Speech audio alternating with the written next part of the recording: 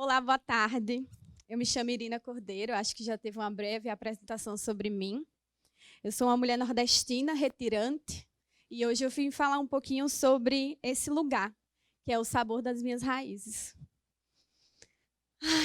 Lugar, canto, lar. O que é casa, né? O Rio Grande do Norte foi o primeiro chão que eu pisei, e logo a brisa do mar me abraçou. Eu vim de uma família que não tive colo. E foi esse ar puro, meu primeiro abraço. E o naná, de uma família que não tive. Seco, árido. Não era a referência do Nordeste que a maioria das pessoas conhecem. Era o reflexo dos laços da minha família. Eu sou filha de mãe narcisista. Eu tive um pai ausente. Eu me criei quase que sozinha. O gosto da minha infância, acho que esse sabor é tão forte, era de solidão. O único conforto assim que tive na minha infância era quando minha avó me servia pratos cheios de tradição. Francisca, hoje a gente vai falar bastante sobre ela. Vó Chica, que no auge de sua tamanha generosidade criou 9 filhos, sozinha, sem profissão e sem chão.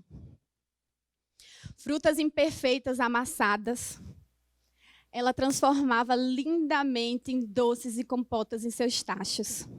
Essas frutas eram doadas por feirantes, que seriam lixo, e ela assim se tornou a doceira mais reconhecida da região. Acho que sua primeira receita que eu aprendi foi bolo. Quem aqui já comeu um delicioso bolo ou já conseguiu fazer?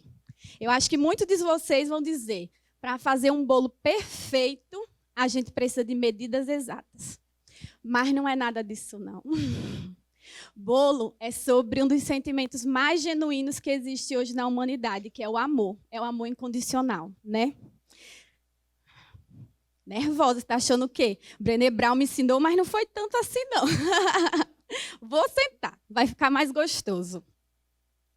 O bolo, ela misturava partes de ovos e açúcar devagarzinho até esbranquiçar. Numa bacia bem grandona, que era quase do seu tamanho, de quase 1,40 m de altura, pequenininha, que ela batia com muita leveza. A gordura tinha que entrar em temperatura ambiente, para dar brilho, trazer o brilho humano. Ela, aos poucos, ia colocando leite e farinha. Tinha que ser de pouquinho em pouquinho, que era a intenção do bolo não pesar. Parece até ciência, como dizem, mas isso é magia, né? Esse bolo tinha muitas superstições em cima dele. Para ele ficar fofinho, cantos e rezos ela tecia na hora de prepará-lo. Parecia que estava entregando todo esse amor que cabia dentro da sua alma. Se o bolo não crescia, vixe Maria, você já sabia que aquele ano não ia dar muito certo. Se o glacê não se formava, podia se preparar que com certeza você tinha que ter algum cuidado a mais com sua saúde. É difícil falar dela. Eu acho que eu escrevi vários textos tentando fugir um pouquinho dos laços que ela me passou, só que eu não consegui. Porque minha história justamente é sobre a continuação da história dela. Mas se o bolo perfeito ficasse, tu já ia saber que seu ano ia ser maravilhoso e cheio de alegrias. E desde pequenininha eu aprendia que a comida vai além de cada mordida. A comida vai além sempre. Galinha, outro ensinamento. Galinha é bom demais, vocês comeram hoje, né? Galinha lá em casa é sinônimo de festejo, mesa farta e família em dia de domingo. Meu primeiro preparo aprendido. Eu aprendi desde criar até consumir. Passo a passo desse processo eu entendi o valor que a comida tem. E é um valor que eu sentia de uma família que muitas vezes essa comida não estava presente na mesa. Guisar era a forma de cozinhar. Coloca na panela com quase nada de água até formar a graxa. Essa graxa ela banhava o prato e os beijos na hora da refeição. Alho, cebola roxa, pimentão verde, tomate, pimenta de cheiro era o que dava o tempero, junto com cominho colorau. A galinha lá em casa era servida com feijão verde, que muitos vocês conhecem como feijão de corda, mas lá é bem verdinho, colhido verde. Um arroz de leite, uma salada colorida e 10 dias de coentro, que não podia faltar, né? A briga mesmo lá em casa, meu filho, era pelos ossos, pelos miúdos, a asinha, o peito, ninguém queria, não. Nunca, até hoje. Eu amo os amigos que me dão os ossos. É uma memória de uma infância de miséria, que a gente aprendeu que isso era riqueza, porque naquela época é o que a gente podia comprar, né? Galinha lá em casa é conforto, é abraço, é colo de vó. E mais uma vez eu aprendia que a comida vai além a cada mordida. Cuscuz, comer tudinho, né? Gostoso demais. Cuscuz é sustância, é preenchimento. É nutrição. O cuscuz se secava no sol do semiárido do Agreste, depois de passar por uma fermentação. Depois era ralado num ralo feito, reaproveitado, de lata de milho furado com os preguinhos, todo enferrujado, uma desgrama.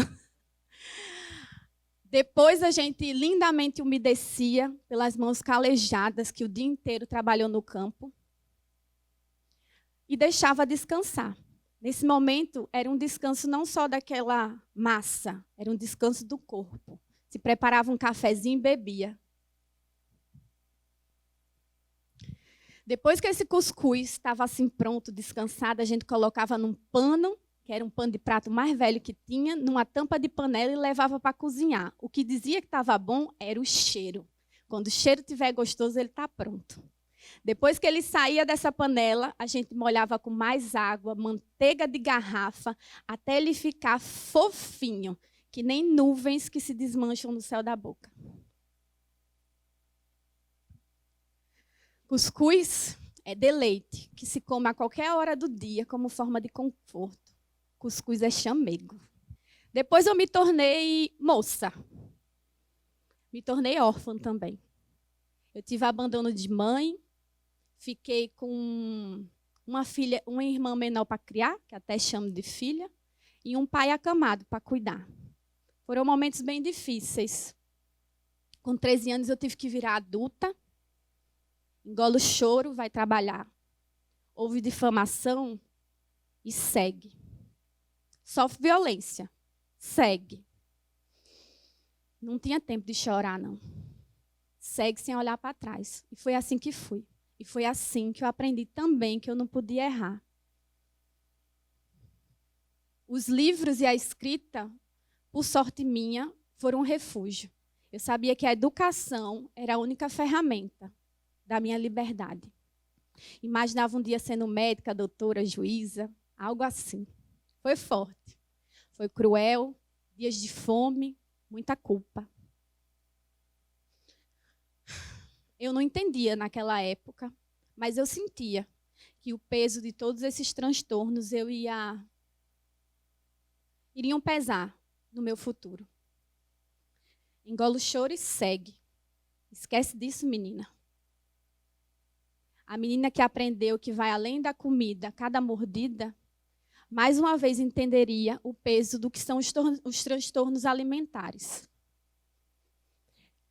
E a comida tão linda que era da minha vida começou a se tornar punitiva. Foram 6 anos de bulimia, os mesmos 6 anos que eu passei para conseguir sair de casa. Os mesmos 6 anos que me deu coragem para largar uma faculdade de Direito e estudar cozinha.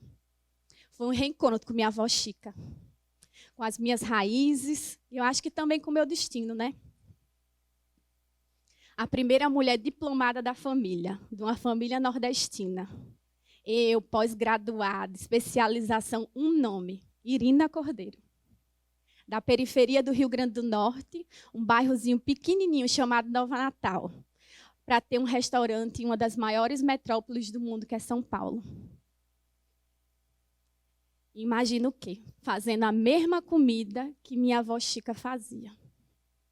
A educação me salvou, me libertou. Mas foram os ensinamentos de vó Chica que com certeza me enriqueceram. E não estou falando de dinheiro, não. Estou falando de vida. Da fome, alimentar e nutrir um povo. É o que eu faço hoje.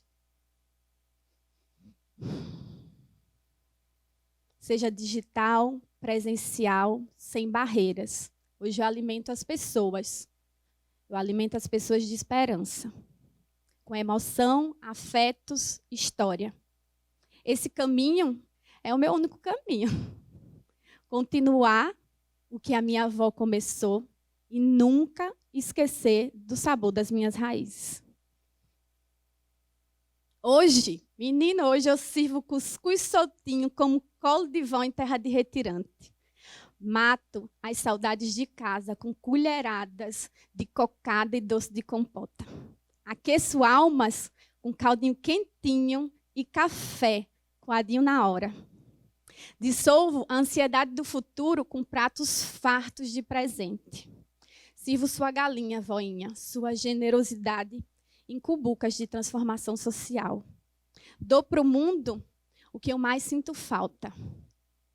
Porque, de fato, eu aprendi que cozinhando eu sacio a fome de lá. Ai, ai. Obrigada, Francisca Tomás da Silveira. Hoje eu estou sentada aqui como se fosse num batente, no entardecer do meio do sertão, para lembrar de uma coisa que você sempre me dizia. Minha filha, um dia a gente vai estar rindo disso tudo. Muito obrigada.